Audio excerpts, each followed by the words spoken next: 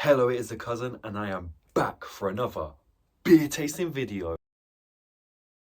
I get a kick out of brew. Okay, so we are back after the Nigerian series and that night out we had with Griffo. After we had a Dragon Stout, I've actually got the origin from the Nigerian series as a thing I'm leaning the phone on now. So, what's the news in beer tasting? My cousin, J. Ashley Spencer, has been trying a load of lagers. So I'm gonna post a video. I'm gonna put a video of that now. Mate, I'm literally doing about 10 beers today. I've done two. I've done these two. And that video has got me wanting to try just the good old lagers. And one video, my God, I can't speak. One beer in that video is one we're going to try today. So I thought, how do I transition from the Nigerian series to lagers? And I thought there is one beer that can do that. Because after the Nigerian series, we then went on to Dragon Stout. And Dragon Stout is Jamaican. So we've gone for an Afro-Caribbean theme here. And to continue that, as we transition it, we are going to have Red Stripe Jamaican Lager beer. So yeah, I'm no stranger to this drink. Joe's no stranger to this drink. Griffo's no stranger to this drink. In fact, I remember while me and Griffo were working on a Friday together, like we spoke about in the last video when we did the Dragon Stout, we used to sometimes get a few of those, and I remember one time getting one of these, but that wasn't the first time I had it either. I think that was when me, J. Ashley Spencer, Asher, Danelle, and a few others went to Turtle Bay in Croydon. Yeah, so are we doing a little Jamaican themed series after the Nigerian season? No, but this is going to transition us to the lagers. So that's enough waffle. Red Stripe is the classic Jamaican beer. It's from DG, which I remembered what they were called and I've just completely forgot, but I think was Dragon Stout part of DG, made by DG. I know they make the those soda drinks with a cat on it, which I had one the other day. That was actually really nice. I think I had black grape. Yeah, in the UK there is a strong presence of Jamaican soft drinks, more so than alcoholic ones. I suppose you got Magnum. Yeah, but this is definitely what comes to mind if someone says Jamaican beer to, I think, anyone. Red Stripe, classic look to it. Yes, it's very simple, but I actually quite like it. It kind of reminds me of the game Fallout. I don't know why. I think it's the Nuke Cola or whatever it's called. I've not actually played it properly. So it's brewed in the UK by Heineken. And it's given the address, which is actually in Edinburgh. Oh yeah, license from, actually, you know what, I'm going to pronounce this, I'm going to pronounce it wrong, but Desnoys and Geddes Limited, Kingston, Jamaica. Yeah, Jamaican beer. And then we've also got another address for Amsterdam, so it's a very international beer. Doesn't really say much except serve ice cold, lager beer. And I know what this is, so I don't really need to introduce it. One thing I'm thinking is, though, I don't have my can cutting gear with me, and that will be added to that, but we'll get to that later. That's the problem with doing canned drinks. I like to keep the cans, and one day you'll see what I have planned for it. So I said enough waffle.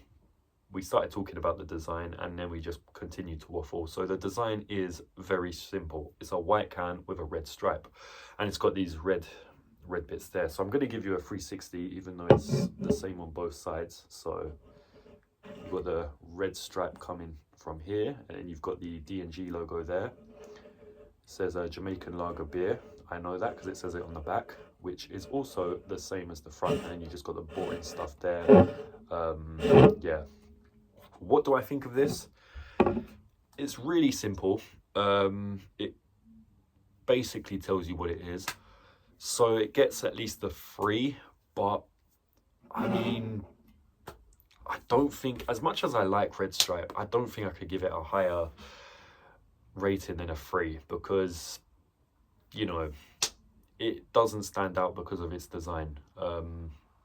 So I'm going to give it a 3, very average on design there. But by all means, it is a good beer. So we're going to crack this open. Oh, that smells good. Let's give it a try. Actually, wait, what does it smell like? Beer.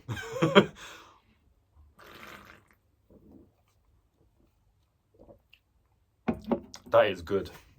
I had that in my... Oh, you know what? I didn't even have my mini fridge plugged in. So it's kind of stayed cool from when it was in the fridge in the corner shop, which I got a few hours ago. But yeah, it actually does taste nice though. Really nice and refreshing. It is actually really... I was going to say nice doing a lager again, but I suppose a lot of the ones in the season, last season, were lagers, but a canned lager. And you do see these cans about quite a lot. Because it's a lot earlier today than I usually do beer tastings. It's only about 6 o'clock. I might do another one later because I might go out and get some food. And the one I'm going to do later is another one I see a lot of cans of these about. And when I say about, I don't mean in the shops, I mean on the street. And that one's another one that has a very similar colour scheme to this, is another one associated with a certain country. I think you're going to guess what that is because it is also in the video Mr. J. Ashley Spencer sent to me. Yeah, bye! Yeah, so I might do that later. But as for this one, I have to say I'm enjoying this. I do like a Red Stripe. Red Stripe isn't my beer. It's not my go-to beer. Like, I suppose it is actually. There are other beers that I'd use to sort of represent myself, I guess. Budweiser's a lovely one I like to bring to parties or events or Butlins. But Red Stripe, it's one of those ones I sometimes have. Sometimes I'll be like, you know what, I need a Red Stripe. If I'm going to a friend's house, maybe and it's like, you know, just bring a couple of beers, it might be some of these. It's one of those ones, like every now and then I'll have one of these because they are really good on taste. Like, I'm enjoying this.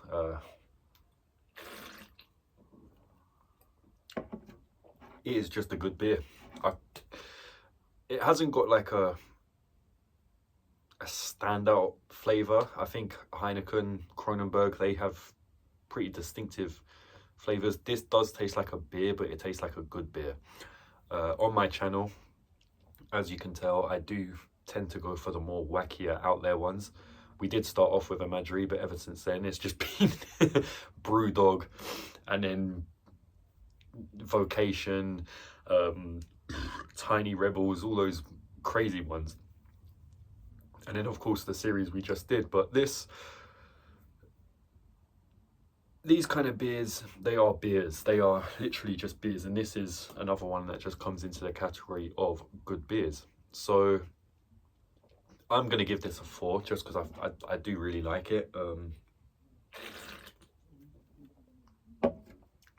You know what? No, I'm going to give that a 4.5.